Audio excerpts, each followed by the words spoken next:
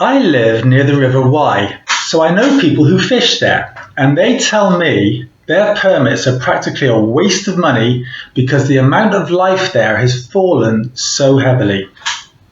So, when the biggest environmental court case in UK history opened at the High Court in London, to face concerns that it may not succeed because of what the law demands, I took great interest. So should you. More than 4,500 people who live and work near the rivers Wye, Lugg and Usk have claimed that pollution by Avara Foods, one of the UK's largest chicken farmers, and Welsh water has harmed their businesses and their lives. Their claim blames the spreading of chicken manure on farmers' fields and also sewage spills, nutrient pollution, for the spread of green algae that makes the rivers smelly and slimy in the summer and has caused ecological decline. They demand action to improve the state of the rivers and compensation for those whose lives and businesses have been affected. But the law demands proof of individual causation, that the 4,500 claimants can show that harm to them was directly caused by the two defendants. Whether the Wye, Lugg and Usk have been subjected to severe pollution that has seriously harmed the ecosystem is of only incidental interest. Apparently, the existence of that environmental impact in itself is of no interest to a UK court. UK environmental nuisance and negligence law requires claimants to show a duty of care, a breach of that duty, causation, that the breach caused the harm, and actual damage. The argument described in the case is quite focused. Intensive poultry production creates manure. Manure is fed on land. Nutrients run off into rivers. This causes algal blooms, and this damages livelihoods and property. Scientifically, that chain is widely accepted. Excess phosphorus and nitrogen causing eutrophication, that's dense growth of plant life in rivers because of excessive richness of nutrients in water, is not controversial, and official bodies like Natural England have already identified nutrient overload as a key driver of the Wye's decline. That gives the claimants a credible foundation. The defendants are leaning heavily into the individual causation issue. The defence will almost certainly lean on three lines of argument. The first is diffuse pollution. Agricultural runoff is legally tricky because there isn't a single pipe or discharge point. Even if nutrients are the issue, the court has to decide who is responsible for which portion of the damage. Then we have intervening actors.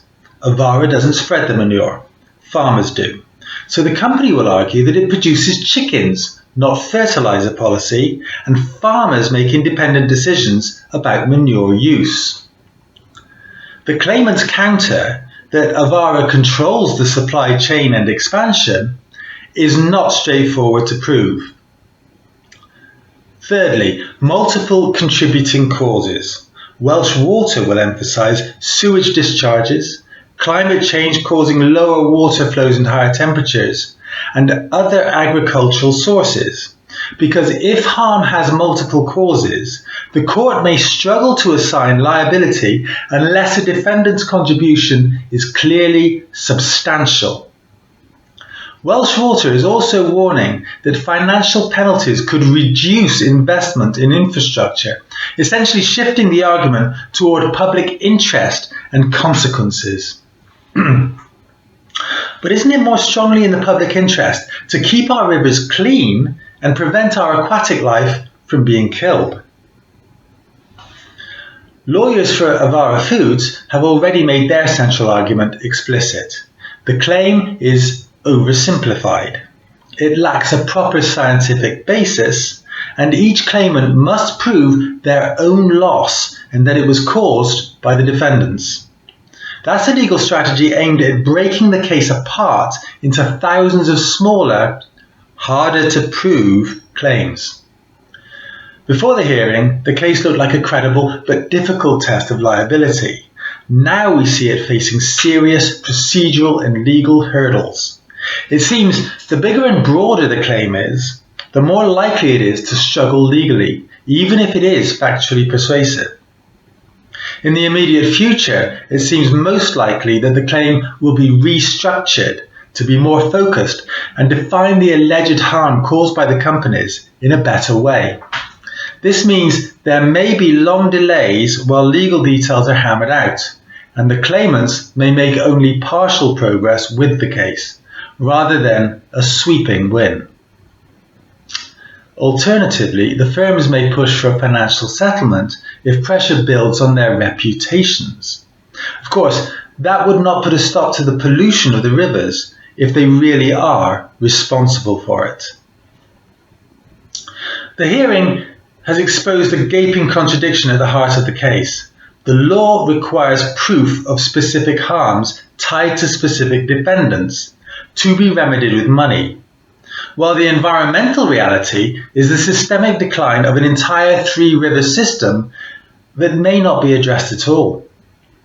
If the claimants can bridge that gap, this case could set a landmark precedent.